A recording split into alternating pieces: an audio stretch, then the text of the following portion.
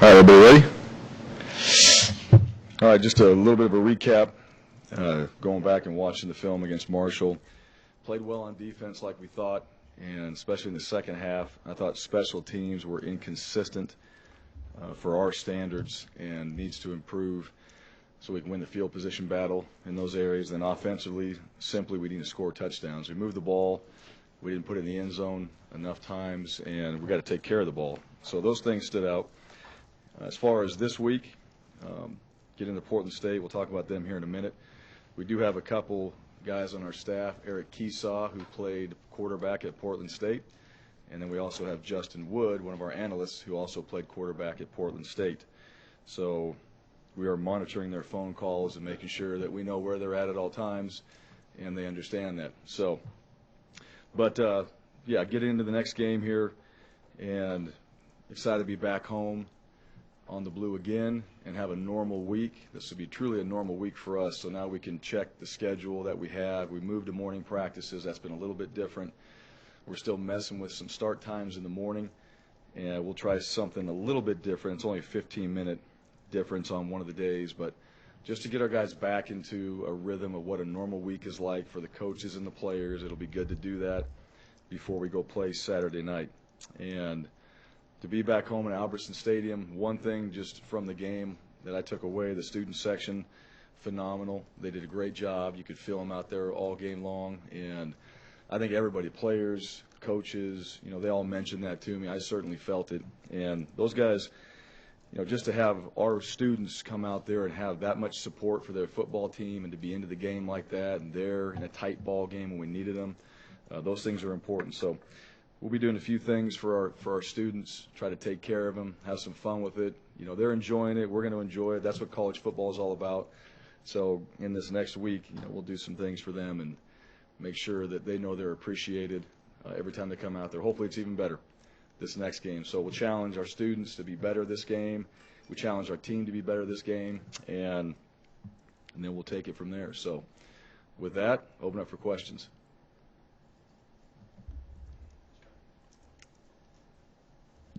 So many fun things I could start with, but I'm going to start with what was the punishment? What did you have to do yesterday?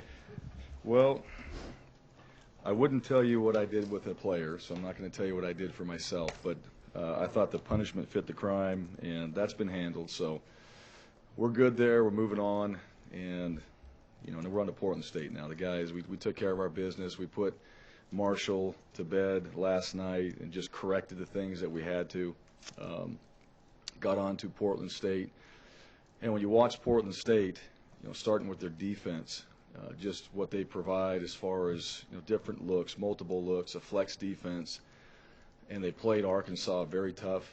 They put up, and their offense put up a bunch of points in their last game, and so we just got to get ourselves ready for Portland State. That's the focus. That's really what we need to be focused on.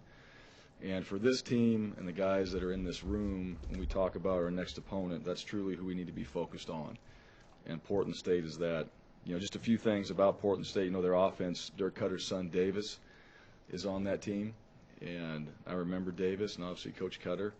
So that's something that that connection piece right there. And it's always neat to see some of these Broncos that are out there doing really good things. Kellen Moore. Everybody saw his debut, and, you know, we were all excited for him. Kellen did a great job. The Cowboys played fantastic. Leighton's out there. A lot of our players are on that team, but got a chance to see Kellen to go out there in his first opportunity to coach and perform in a real game, not a preseason game, and they didn't disappoint, which is not surprising, you know, with how I know that guy's going to prepare his team, how he's going to lead, you know, the qualities he has, and you can see the guys around him really respect him.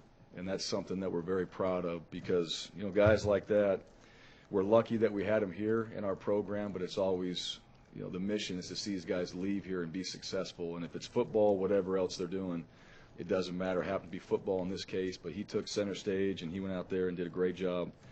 And they're 1-0, and just like anybody else, you know, he's focused on the next game. I don't know who they play, but excited to see what he continues to do. And then Portland State, you know, back to them, just offensively, anticipate, you know, these guys coming in and having a good game plan. I like their quarterback. David Alexander, I think he's athletic, he moves, he's competitive.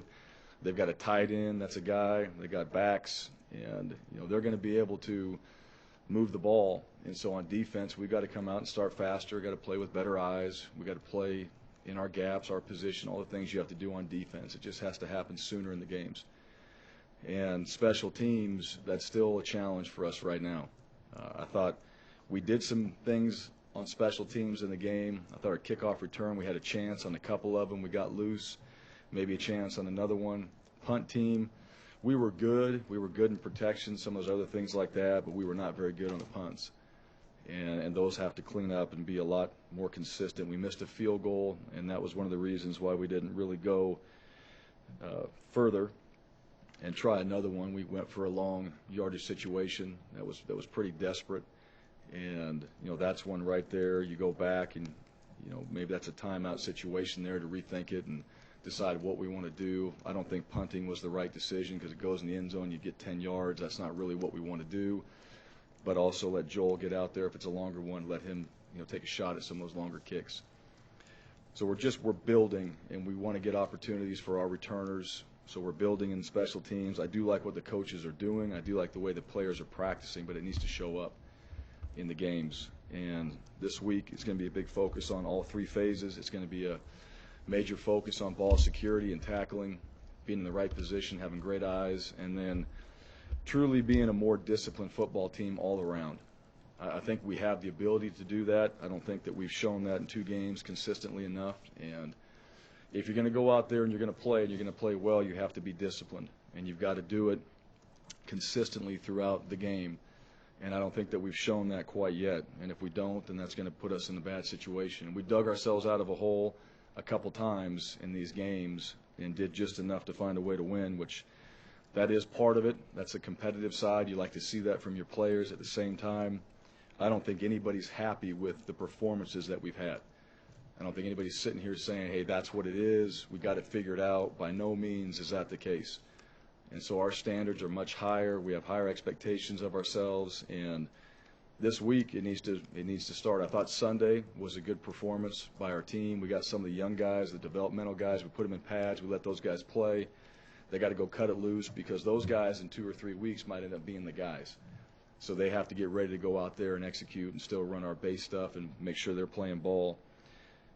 But overall, we hit this meeting room again Tuesday morning. We talk about Portland State. We start getting our game plan together. Tuesday's practice better be better, and it better be more consistent, and the discipline, those things need to show up, and the coaches, players, everybody understands that. And it needs to happen on Wednesday, Thursday, Friday, and then it should show up in the game. All those things. And if that happens, then I hope we have a better performance and we play to our standards and we do it for 4 quarters, the things we talk about, and then we'll see what happens at the end of the game. Two of coming into the season, just areas that you didn't know about were the running back and the quarterback, and then at least on Friday night you had 2 true freshmen step up in those spots. Sure. What has stood out to you about their ability to do that, and also just I don't know if true freshmen now just seem like they're more ready to step into those roles these days, but what has stood out to you about that? Well, yeah, having those guys out there. One, they got to go out there and execute. At that point, we never really sit back and get on the headset and be like, hey, we got 2 true freshmen out there. It's just call plays and do whatever you got to do to go out there and win. But those guys handled themselves well. I thought, again, I'll go back to Marshall played really well. I went back and watched their game plan. They did a good job. They spent a whole entire offseason preparing for the Broncos, and it showed up. And, that's something that wasn't surprising, but they did play really well, and they did execute their job and their assignment. And so, like I told you before, I'm not going to take away from them. However, we left things out there on the field that we could have taken advantage of. We had a few throws, we had a few runs that were there, and that's real football. You're playing good teams, you're going to get inches is what you're going to get, and inches matter between a different score in the game, winning and losing, all those things.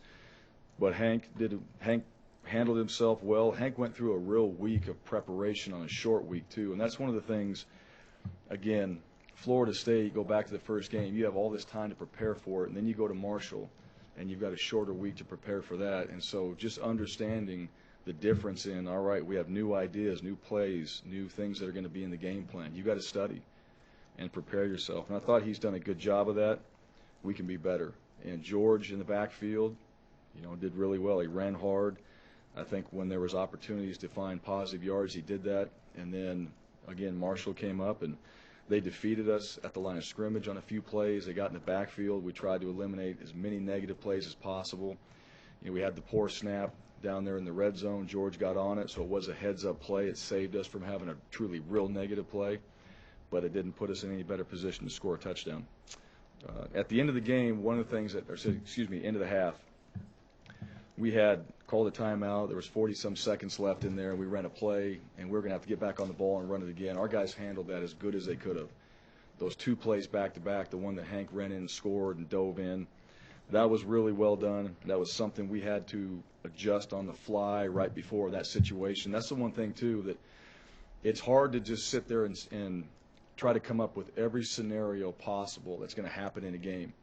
And that happened in the game, and right there, we're sitting there with the timeout, and it's like, hey, this is what we have to do. And right then and there, that's the first time we did it that way. And those guys were like, all right, they're back on the ball. Killian Butler's over there.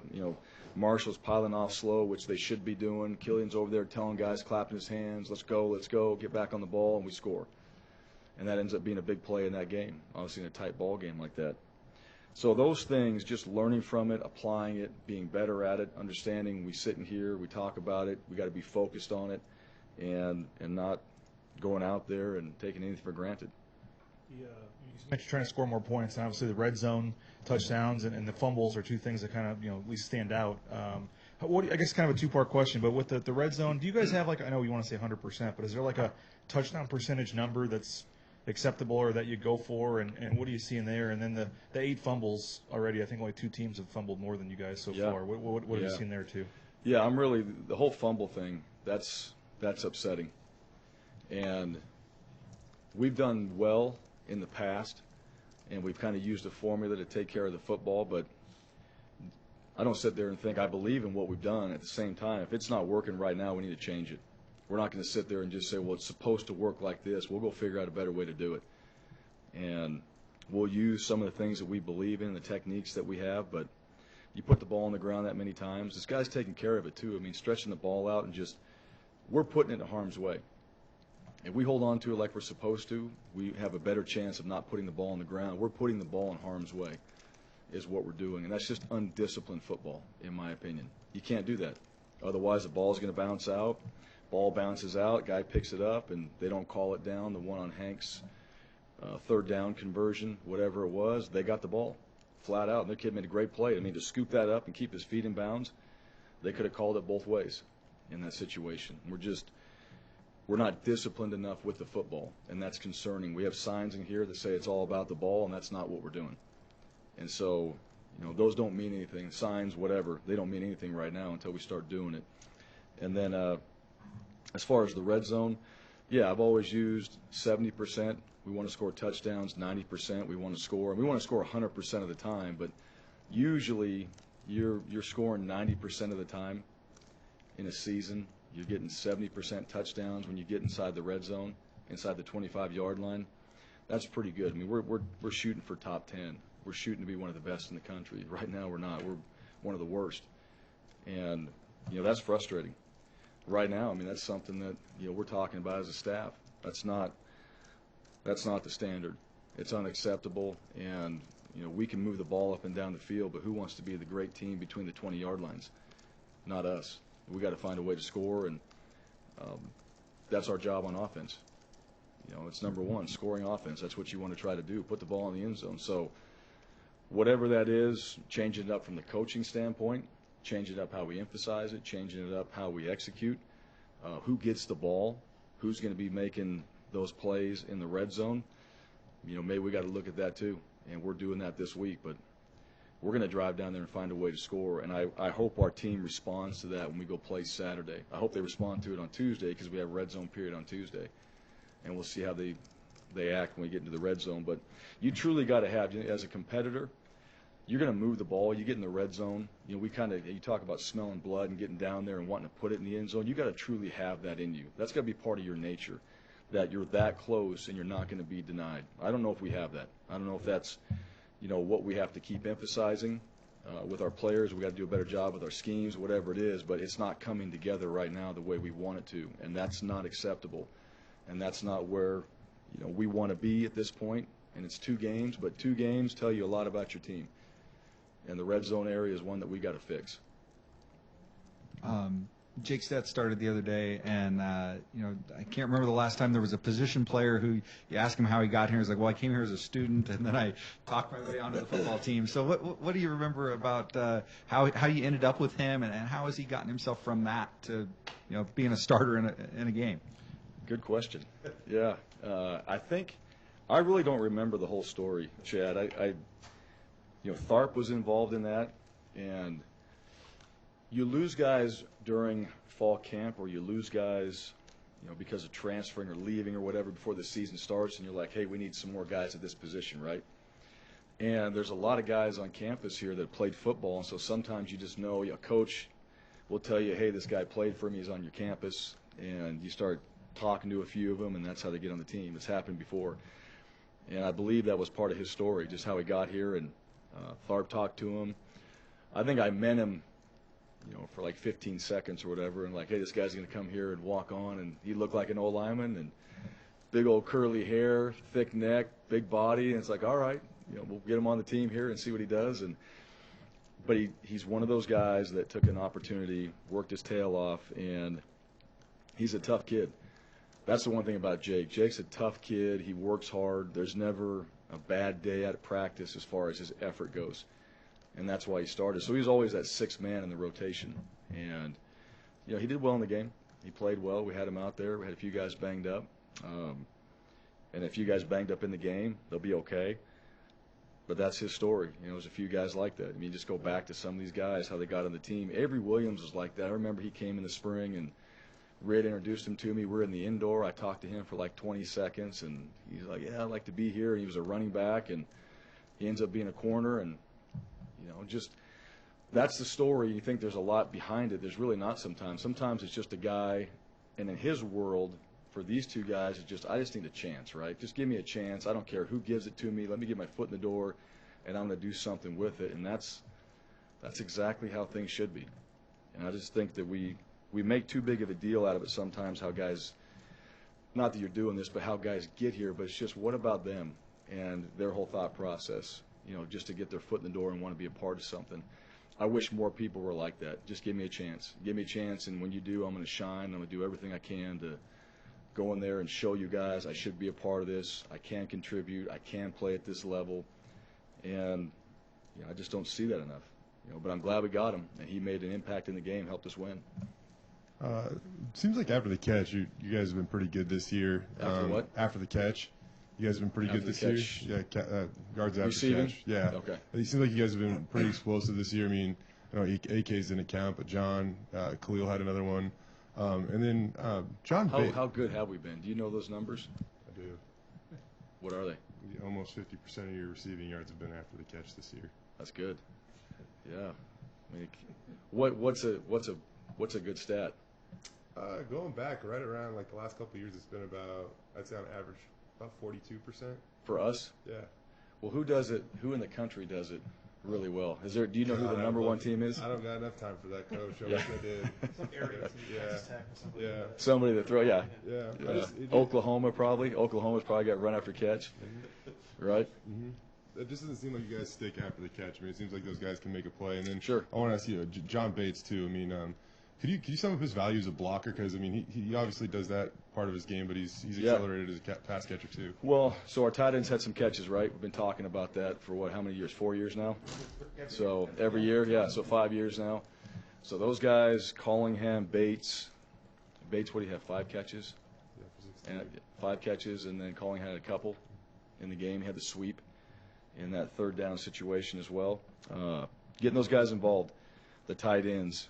And they're there primarily to run block, and to be physical on the edge, to set an edge, to help us in the run game. And then we can get these guys loose a little bit. The one that John caught, I mean, you slow down the film, he goes up and, he turns his body around, gets his eyes on the ball and snatches it, and he's a big old target. He's 7 foot when his arms are all stretched out there, and, Hank finally found him, and that was good to see. But he's been getting better. He's more physical. He's stronger. He's in better shape. This is what happens when you mature. And then what I like about John's got that mentality, and that mentality of a guy that is out there, not just the tight end position, but he's a guy. And he practices hard. He does things in the weight room the right way. He seems like he's on a mission to really improve his game. And right there with him, Callingham is right there with him. Callingham's one of our smartest football players, and he made some, I won't tell you what plays, but I'll tell you this, he helped make some decisions in the game for our quarterback about where he should throw the ball or what he should do with the ball. And he was right. So you got leaders like that on the offensive side, and they're at your tight end position, and they understand what we're trying to do in the game plan. Pistone in there too. We kind of laughed about it because I was bragging on Bates and Callingham in the team meeting, and then Stoney was in there as well. And I talked about Stoney being a guy. He didn't catch any passes, anything like that. Everybody kind of chuckles, but without a guy like him blocking and doing the stuff that he does, we don't have those edges like we want, and we're not running the ball like we want and being physical. So all three of those tight ends doing a really good job. Neil Hopper got in the game, got a chance to get in there and do some run blocking stuff. And then, utilizing Riley Smith at that position too. Now, he's not where he needs to be weight-wise and all that, but Riley Smith can run. He's going to do some things at wide receiver, tight end, weapon, whatever you want to call him. But we'll get this guy hopefully more in the game plan, and he can help us, which that just tells me what kind of teammate we recruited. When you got a guy that comes in here as quarterback, you got another quarterback that's starting, you got a couple guys ahead of him, and the guy's just like, get me on the field, I'll do whatever it takes. We put him in receiver position. He pulls out a pair of gloves he got from Dale Holste.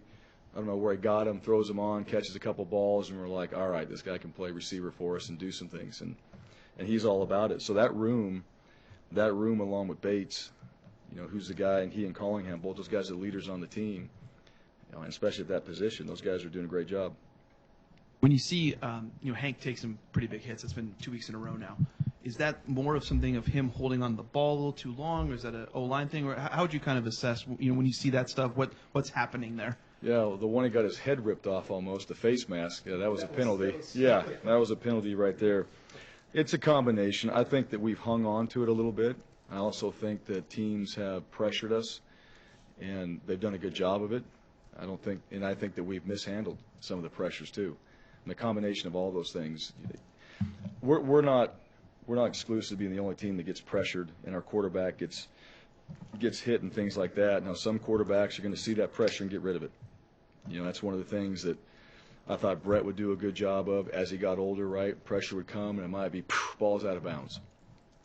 Hey, we didn't have it. For whatever reason, they got us. And the ball was out of his hands, and guy might have nicked him in the chest, something like that. There's a few of those throws in there. You stand in there, and, you watch it every game. I was watching LSU, and it's Joe Burrows. Is that the quarterback?